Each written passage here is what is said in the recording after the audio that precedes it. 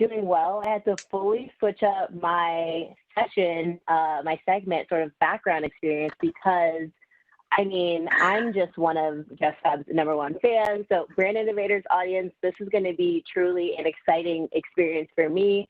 And I know we're going to get a lot of nuggets from Daria. I've, again, been a huge fan since the very beginning. So I just wanted to make sure, we had the background to prove it out. Thank you. I know I should be sitting where you are. That looks amazing. This is a small data set, so it's not even all of it. But yeah, excited to have you. We're kicking this off. Finishing this off from today. We had a huge day full of a ton of amazing speakers, and I'm excited to be talking with you now. Audience out there, if you're still tuning in and staying on, thank you so much for being here. Quick reminder, I'm Tiffanie. I led up our partnerships team at Influential, social data and conversion company specializing in showcasing the effectiveness of influencer campaigns. But it's not about me, it's about Daria today, and excited to hear about everything that you're doing with JustFab. Well, thank you so much. So to kick us off, I just wanted for you to touch a little bit on your role at JustFab. I know that you started at the end of last year and doing, a huge sort of like brand revamp with them. And I'd love to hear from you on where JustFab sits as part of the larger textile group. Yeah, of course. So for the uninitiated, the Textile Fashion Group is a portfolio company. We're based in Los Angeles, although I'm currently on the East Coast for another couple of weeks. And we are the parent company to brands like Fabletics, Savage X Fenty, as well as JustFab, Shoe Dazzle, and Fab Kids. And JustFab is the sort of the OG brand in the portfolio. We turned 10 this year, and we were the first brand that made up what became Textile Fashion Group. And yes, I joined at the end of last year as the Chief Marketing Officer, coming from most recently 3 years of being on the platform side, working at Facebook and Instagram, working with fashion and beauty and retail companies on their mobile strategies. So, I said yes to a big move to Los Angeles and to the opportunity to reimagine JustFab. As I mentioned, we turned 10 this year, and over the last decade especially, I think we have just seen how much social has exploded. We've seen the increase in D2C brands. We have seen a variation on membership commerce models, of which we also have, and we're one of the pioneers for a decade ago. And, and the customer has evolved as a result of this shift in the landscape and the new entrants that have come in. And, it's time for us to evolve too. So, for me, it was about coming in and giving the brand a new voice and a new visual signature, but all of that really anchored in and honoring where we've been to date. We're a global brand across 12 different countries between North America and Western Europe. And we have over 2 million VIPs in our community. And so there's so much good there. And we've been able to build a really incredible and successful business with them. But, at the end of the day, we have to grow. So I joined with that mission, and it's been a really interesting time to lead a team and lead a brand, but it's also been incredibly rewarding.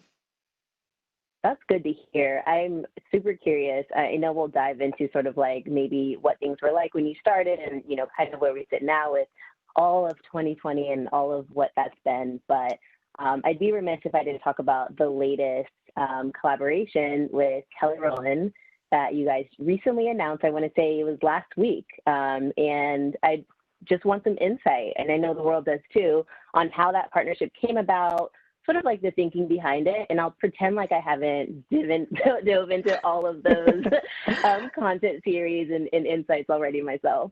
Of course. Yeah, it's so exciting. And Kelly has been such an incredible partner to us as part of the work to restate and sort of come out with a new voice and really show that, so much of our work was in the customer research and in the data to understand what our existing customers are looking for from us and what, the next generation of fashion interested customers want from us as well. And so much of what came back to us was the fact that we at JustFab are known for being feminine and known for having chic styles, but also styles that were really versatile. She could, there were shoes, as we would call them, shoes to live your life in, no matter what your life looks like. And, and doing it from the posture of kind of being your chic, relatable friend. We have accessible price points, and we really do believe that we have something for every woman.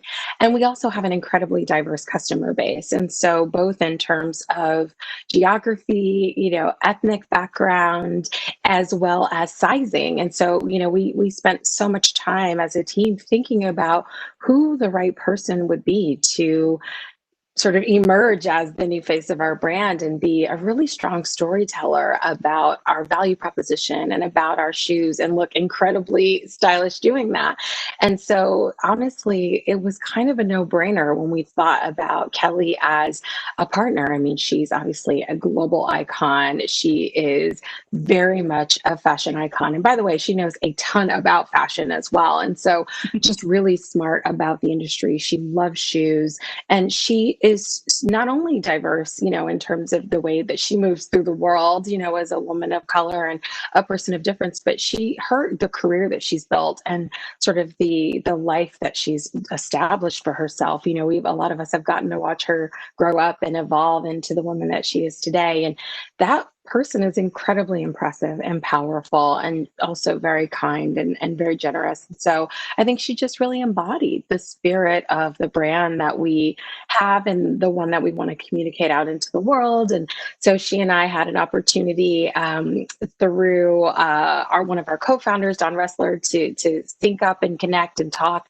And we really just started vibing and riffing off each other and bouncing ideas off of each other. And I think, having also just creative alignment and synergy and chemistry, I think it made it so easy to say yes to her. And she was really excited to partner with us at the same time. So it's been a marriage made in heaven so far.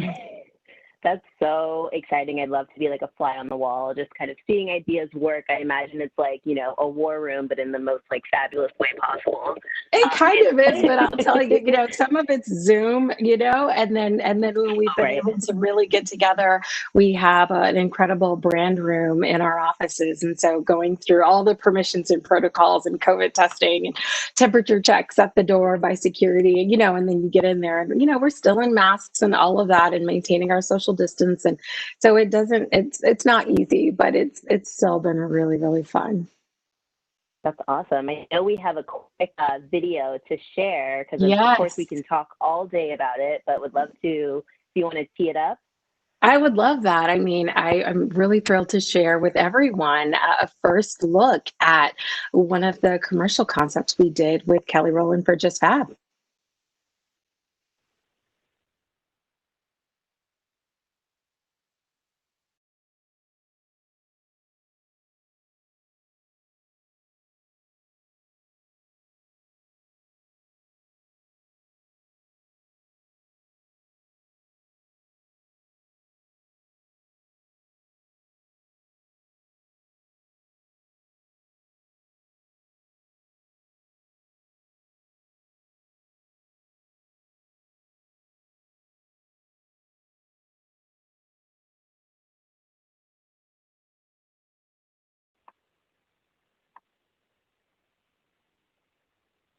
Let's see.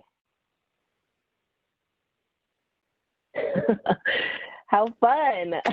So fun. I mean, as you can see, we really leaned into the now, and we wanted a story that resonated with people because we're all at home and we are having to connect with our family, our friends, our loved ones in really different ways.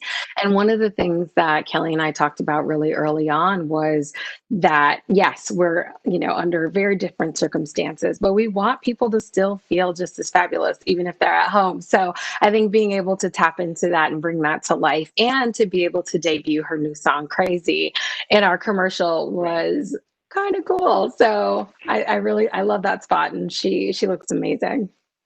It's so cute. I'm not even close to the setup in that video, but I'll take it. still a fan. I need a Zoom setup with like my friends hyping me up for like every time I'm getting ready for, Exactly. anything. That's awesome. I can talk all day about that for sure. I want to take a peek into some of the work that JustFab also did in response to, I know you touched on it a bit, in response to, social injustices going on, COVID, the big thing, that's happened this year. You guys have been very vocal in a lot of positive ways. And I want to say that definitely one of the brands that continues to really drive that authenticity with its customers and obviously through its partnerships. Can you tell us a little bit about some of the ways that you responded to those? Yeah, absolutely. I mean, I think, with COVID, I'll start there.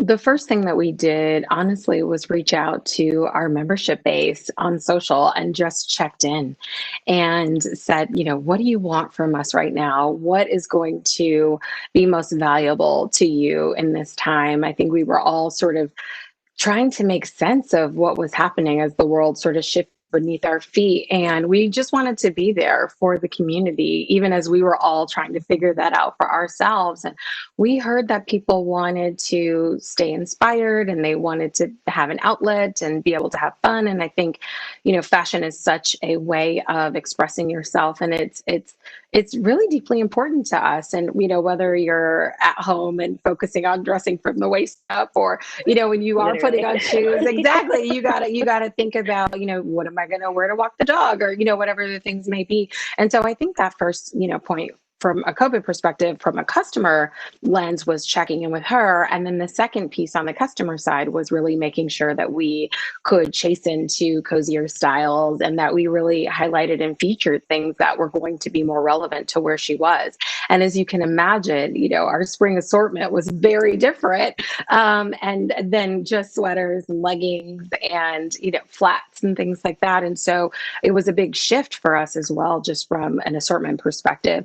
And then personally, in terms of the team, the psychological safety and physical safety of the team was of utmost importance. And so, first things first, everyone go home and we will figure out what working from home looks like. And doing so, understanding that we're not going to be able to do everything the way that we did it when we were together in the office, and therefore the expectations also have to change. You can't expect everybody to be able to deliver when they're home and they have kiddos and and life. It's sort of literally in your workspace. We're now living at work versus working from home. So I think from that perspective, it was really important to do that. And I will tell you, my team, and especially my creative team and my stylists and producers, folks who are used to being on set and physically together, got so creative in how they would do their work from home. And that meant my photographers building sets in studios, in their garage, a second bedroom, in the backyard. We were doing, PDP photography and still life photography at people's homes. So a lot of the photography you see on the site actually didn't happen in a studio. It happened at home. And then, shipping samples from this person's house to that person's house. And then what is the sort of sanitation process in the meantime? And, all of those considerations that were really net new. So I think just giving everybody a moment to figure out how to do our work from that perspective. And then, yes, in the midst of a global pandemic, while we're all trying to figure our lives out and stay healthy, America comes into this new consciousness about where we are as a nation and what our posture is and should be around the race relations in this country, initiated by, the murder of George Floyd and Breonna Taylor and Ahmaud Arbery. And by the way, it wasn't a new story. And so you have now this heightened awareness of that as well, right? We're all sort of sitting home and in a way, held captive to witness this, horrific series of events. And for us as a company, I mean, diversity, inclusion has always been at the core of what we've done. And so it wasn't strange or foreign for us to take some pretty meaningful steps in acknowledging what was going on. And one of the first things that we did was make the decision to blackout completely during Blackout Tuesday. And so not only did we cease all marketing activity and communications, no ads, no emails, none of that went out. We actually shut down our websites. So customers couldn't even transact on the site on that day. And it was kind of a no-brainer for our co-founders and co-CEOs to make that decision. And it was one that I was so proud that we had taken and that we made. And then for JustFab specifically, we also made the commitment to a $50,000 donation to the NAACP Legal Defense Fund. We also did matching with employee donations to any number of organizations that had a commitment to social justice and to the Black Lives Matter movement, and to, in some cases, supporting legal aid for the cases that were, being tried or being brought to trial. So, we did a lot of things. And I think one of the easiest, simplest things that I did that honestly was so important to me personally was just going on Instagram and doing a video. It might have been 2 minutes, 3 minutes long, and being able to say to the world what we feel, how we feel about what's going on in the world and the things that we were doing. And, we've continued to further our diversity and inclusion efforts. We've had ERGs for a while now, but we have brought in a VP of diversity and inclusion at Textile. And, we're just continuing on the path. I think as a younger company, so many things that we were doing a bit organically now have more form and more structure, and the leadership to support it, not just, around the brands, but with this VP hire. And, and we're kind of just getting started, but yeah, those were some of the things that we did in light of both the pandemic and also the evolving sort of heightened awareness around everything else that's going on around us. I mean, it's so impressive so far. There's so many moving parts, I'm sure. I tried to style a room, and I'm just like, there's teams that you were doing full-on shoots, in the middle of the pandemic. You're still trying to communicate with tons of people, I'm sure, internally, externally, and then also showing up to not being tone deaf to what's going on in the world. I think it's impressive. Yeah. Thank you. You mentioned social. And I'd love to hear more about the role of social, and particularly as it relates to influencers. I know this year brands have used them in different ways, whether it's, again, at-home production influencers or for, an awareness play to get a message out. Some are still being used to, drive bottom line.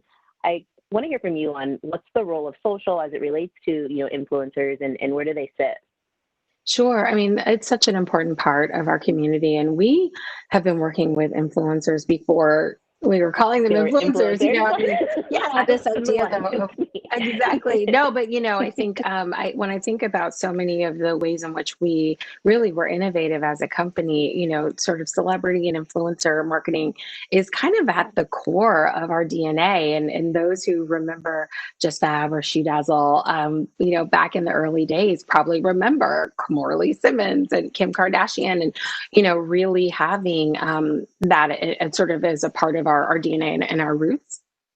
I think social for us is obviously an incredible part of our media strategy and our advertising strategy. We're as Textile, one of the largest advertisers on the Facebook platform. We were one of the first companies to do Instagram stories and really adopt a lot of the new technology and surfaces being created there. And so when we think about overall social, and we think about influencer marketing specifically, we think so much about representation. I think, again, when we imagine the storytellers that make sense for our brand, it's really important to me and to my team that we have women of all shapes and sizes. We offer, our apparel goes from, extra small to a size 3X. And so having, both what we would call regular and curve, models and influencers is just incredibly important. We have extended sizing in our footwear as well. So, wide width and wide calf and all of that. And so showing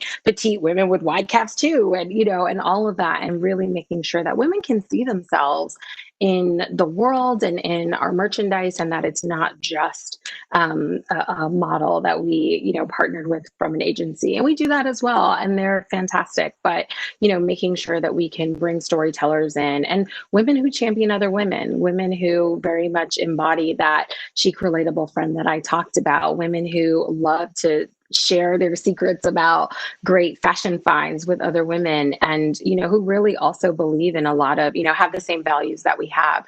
And so you'll see women who very much are all about the great find, and maybe who are about looks under $200. Janelle Lloyd of Wait You Need This is a great example of a storyteller in that space. But then we work with women as well who very much mix high and low, and which is also how a lot of women shop. And so it's not foreign to find somebody wearing a t-shirt from J. Crew, but then she's wearing like $250 jeans from Frame, right? So also making sure that we're considering that. And then from a sort of how we partner with them, I mean, it's as holistic as you outlined. It is an opportunity for us, and we see them as a channel to reach new members, new audiences, to get our brand in front of new people. We absolutely value the stories that they tell on their own and the content creation that they do. And so, thinking about the ways in which we do that, that feels both authentic to them and to us. And I think that starts obviously with working with the right partners in the first place. And then, of course, for us, we are a performance marketing company. That is our origin. We are e-commerce only. And so all of it has to be to the bottom line. So the rigor around how we think about the percent of our influencer media budgets versus the rest of our media dollars, how we think about attribution, the internal dashboards that we have put in place, and how we think about calibrating all of that across YouTube and TikTok and Snap a little, and then Facebook and Instagram and all of that. We put a lot of rigor around it, and on a daily basis, we're actually looking at performance, both organic as well as paid, and the blend. And ultimately, what is our cost per acquisition? And for us, having a membership commerce model also means having people who may sign up and give us their email, but they don't yet become a VIP member. And so what is the overall conversion rate for someone who sort of shows up with an email and then becomes a VIP, and seeing what that looks like for different ambassadors as well. So yeah, I mean, it's not something where it's just like, we just want, good looking storytellers who want cute shoes. Like, we're incredibly thoughtful about the stories that they tell, how they tell them, how we measure success. I mean, what they wear, it's all a collaboration with them to the highest end. I love that. And I know so many marketers are listening to you, and they're just like, this is a killer company who's obviously really true and knows about influencers so well. There's always questions, are we working with macro? Are we working with micro, mid-tier? Like, what does that look like, and for what reason? I assume the answer is all of them. You tapped into.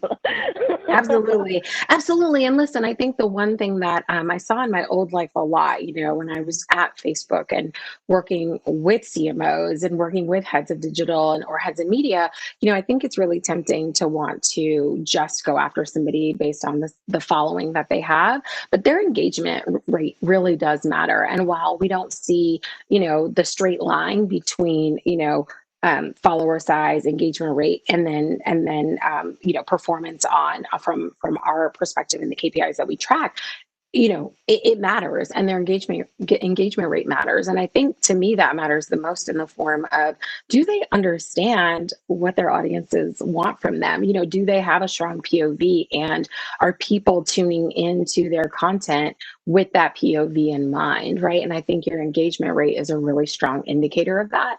It's not the only indicator of that, and we know that algorithms are constantly changing. So you do have to continue to push the envelope on both adoption of things now like Reels as a means of getting more engagement. But I think, that's a really strong indicator. And we've seen incredible performance from women with really small audiences, nano influencers with followers under 10,000. And some of them have been more successful than people who have over 1 million followers.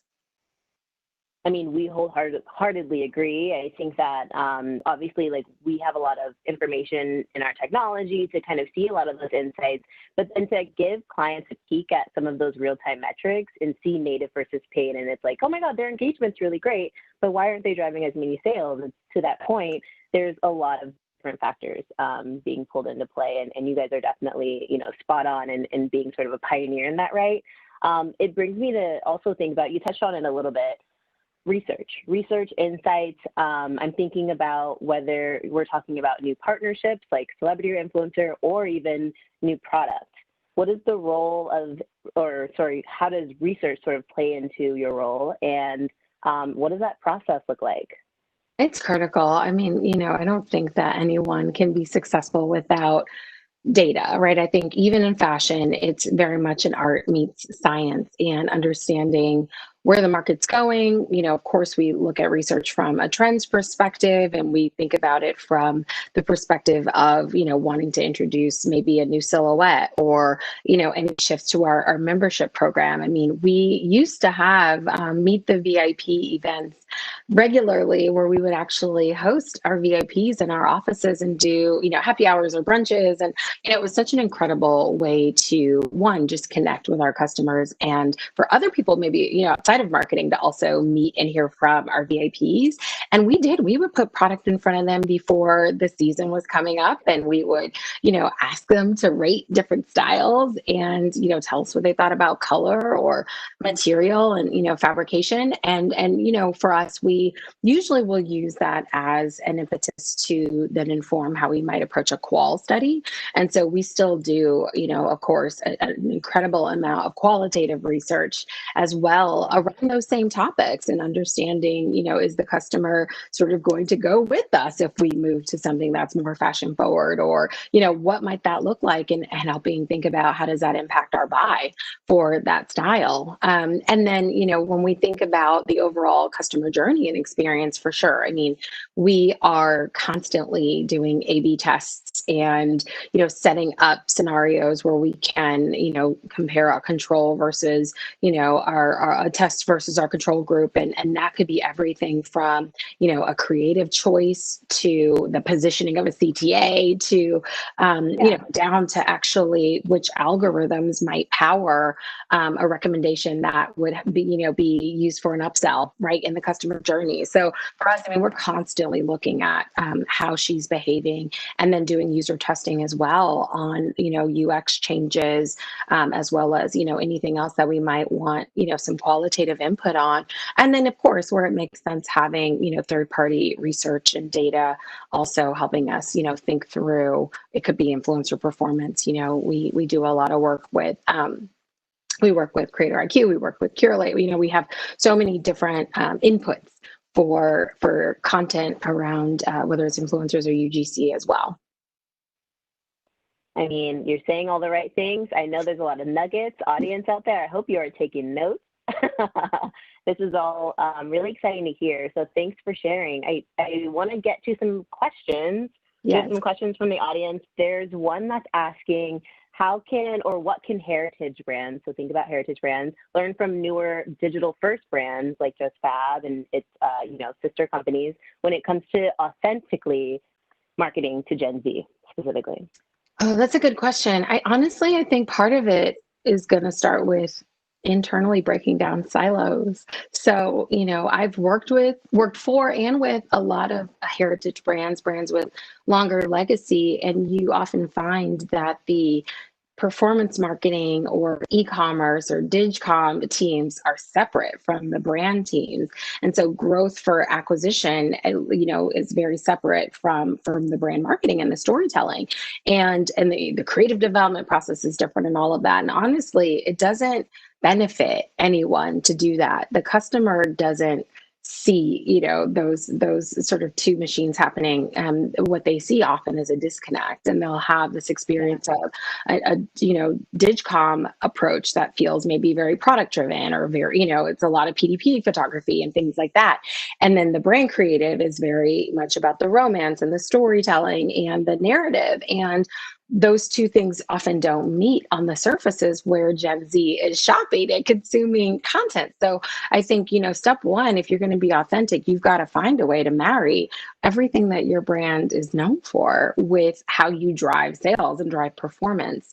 I think the second piece is being authentic. There is a level of transparency that this next generation expects from brands that they patronize, and whether that is transparency around your diversity and inclusion initiatives, what your leadership team looks like, how you produce what you make and sell. I think there's an expectation that companies are doing better for the world, and customers, I think, are very much voting with their dollar. And I think Gen Z is going to continue to change the game for not only how we have to think about going to market. I think they're going to change how we work, especially if you think about how many of them are starting to work during COVID. And I think they're also going to change, how we what surfaces we ultimately use to power our businesses. I think we're seeing that shift obviously in retail as a function of the pandemic, but I think that's only going to continue to shift with this generation, regardless of what happens when we have a vaccine and can kind of go back out into the world. What does innovation, or what do you predict from a fashion, it could be accessories, fashion lens for 2021? What are your predictions? It's interesting. So from a trends perspective, I actually am not anticipating a significant shift from where we are. We kind of ushered in the 80s and 90s this year in terms of fashion, and you're going to continue to see that in 2021 in terms of, the sleek lines and styles that we saw in the 90s, kind of that power suiting, a little bit of the oversized, silhouettes there. I think we're still going to see that. The shoulder pads have never been, bigger and badder and, more back. It makes me very happy personally. So I think we're going to see a lot of that. I think where the changes honestly are going to come about are going to be in how we do our work. There have been a lot of studies that have shown actually that teams are, companies are having to adopt new tools to power product development and, sharing between product development teams and manufacturers. And I think we're going to see a lot of changes there. And I think we're going to continue to see everybody doubling down on e-com because they don't have a choice. That makes sense. What about when it comes to something that you're looking forward to personally and professionally? Gosh, I mean, personally, I honestly am just hopeful that the energy that I feel like we're, experiencing heading into the rest of this year, the election and then a new year, I hope that can, carry us, through what inevitably will be probably a tough flu season and, and a very strange winter and holiday season. But I am kind of hopeful still. And so personally, I think looking forward to being able to move through this time and continue to, hold fast to hope and grace and goodwill and good feelings. And I think there has been a lot of connectedness and togetherness that, as much as things feel divisive, I think there's also been a lot of people coming together. And that's, I think really heartwarming for me personally. Professionally, I'm looking forward to getting into the holiday season. This is for us a really big time of year as a footwear first brand. We typically, do see a lot of excitement for our boots, and we've seen a lot of excitement for our partnership with Kelly Rowland. That's only just getting started. So I'm really excited for all of the work now finally kind of coming to light and everybody getting a chance to see everything we've been working on for JustFab. And obviously that's definitely going to continue into next year. And our partnership with Kelly will only continue to grow as well. So that's really exciting, I think, professionally. And, and I think just having more people discover us along the way. I love that. And I'm going to sneak in some more questions because they're rolling in. It kind of comes pretty similar to what you mentioned about kind of what you're looking forward to. The question has to do with what skill sets are you looking to hone in on as you think about the new year, either for you personally, and I'd even open it up to what you're looking for in potential hires, sort of skill sets in those people. As a leader, I feel like my job is to remain curious and to allow that curiosity to lead me to new questions that we can pursue. I think so much of the role is obviously is meant to be strategic, and you have to have and be able to share out a vision with your team. And we've been really successful in that, despite everything that's going on. And so I feel really proud of that fact. But I think staying curious and staying open to the other ways in which we may have to evolve our business in light of what's going on. So that's one thing that is important to me, and I always have to remind myself.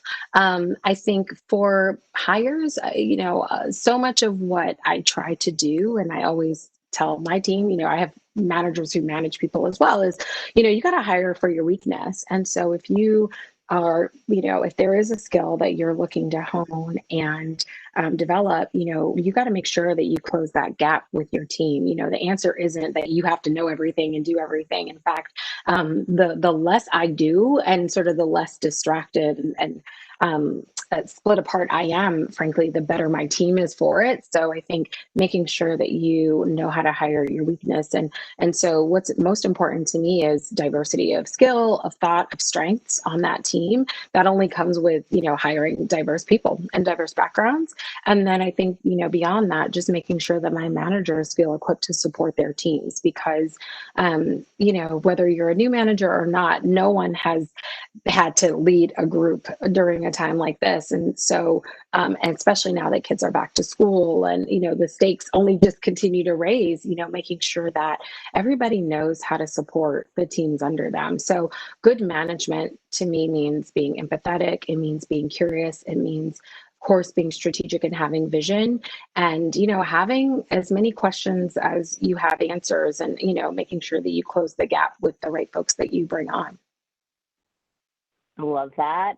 And I mean, I feel like there's someone maybe feeding these questions because they're kind of rolling off right after each other. It's a question on what book recommendation would you have as a leader? And I'd like to open that up even more to sneak some more answers in. But what do you go to find balance in your life, really? So it could be something that you're recommending from a book perspective, or, finding balance. Are there books, podcasts, all of that? Totally. I'll try to kind of merge these. So one of the books I think, there are two books I think new leaders especially, but I think any leader would probably benefit from. One is Micro Resilience by Bonnie St. John. And it's really interesting because her entire thesis is that, we often find ourselves having to practice macro resilience as a function of, a death in our family, or, some other larger thing, macro thing that we had to overcome. But, we often don't practice micro resilience and building fuel into our work and into our lives, which actually can yield happiness and more productivity. So I think that's a great book. And it was one that I bought and shared out with my entire leadership team. I think another book that I would encourage is around radical candor.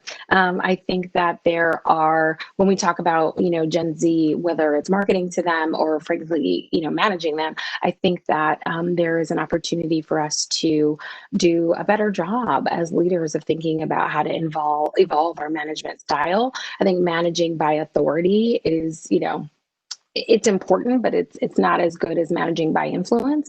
And I think you have to be able to think about showing up for your teams in a way that, with this idea of radical candor, that you are, able to challenge them directly, but do it from, a place of love and empathy. So that's another one. And then, oh my gosh, I listen to so many podcasts, but the ones that sort of have most nurtured my personal and professional self, I would say Goop is one of them, because you really do explore so many different topics that I find things that are centered around creativity and around, innovation, as well as things that center around how we show up for others and, how we take care of each other. And sort of, also nurturing my own sort of curiosities around neuroscience and how the brain works and things like that. So that's one of my favorites. And then actually CNN Boss Files is another really good podcast that I like to listen to, with Poppy Harlow, who is a brilliant interviewer. And, she's interviewing C-level executives across industries about all the things. And I find that one both sort of personally and professionally rewarding. And then a total personal one that I'm obsessed with is Still Processing. It's a New York Times podcast, and it's hosted by two culture writers who I just think are brilliant. And it's all film and music and sort of cultural, socio-political, cultural events. Love that. I know everyone's taking notes. So thank you so much for squeezing all of that in. That time just went by so fast, but we appreciate you taking the time to give us some insights and everything. So oh my gosh, thank you. Thank you so much for having me. And best of luck to everybody getting through these next couple of months. Thank you so much, Daria. Quick question, actually. This was really funny. I was driving into work today, and it's the only time I go to work was when we do this. I noticed on Melrose that you guys had an awesome mural that I'd never seen before. You saw and it was super cool because they actually had the masks on, which is obviously very timely. Tell me about that. Yes.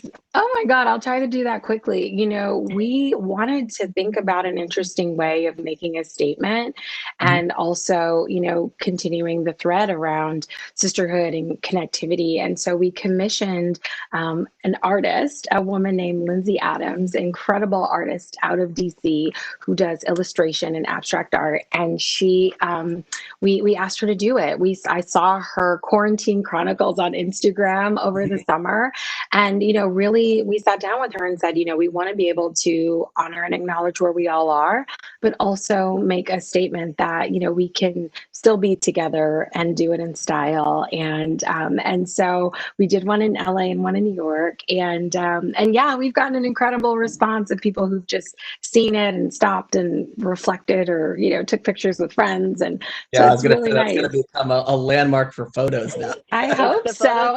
It's right outside my door. Down the street. Oh my God. I love that. Well, it's up until November 5th. So on Melrose in LA and then down on Canal and West Broadway in New York City. Love it. So cool. Very, very cool. Well, Thank what a you. way to end the day. It was such a pleasure, Daria. Thank you so much. Thank you. And Tiffanie, as always, masterful. Thank you so much, guys. Thank All you. right, so we're wrapping it up. Thanks so much to Daria and Tiffanie for closing out the day on influencer marketing. We're so grateful for all our speakers that joined us today. I know I personally took a lot from each of these sessions. We hope that you join us tomorrow at 12 o'clock with Brand Innovators for a live cast on the future of food and beverage. We will be joined by senior marketers from Panera Bread, Wholesome Wave, PepsiCo, IHOP, Health Aid, Taco John's, and more. Thank you for joining us, everyone, and we hope to see you again soon.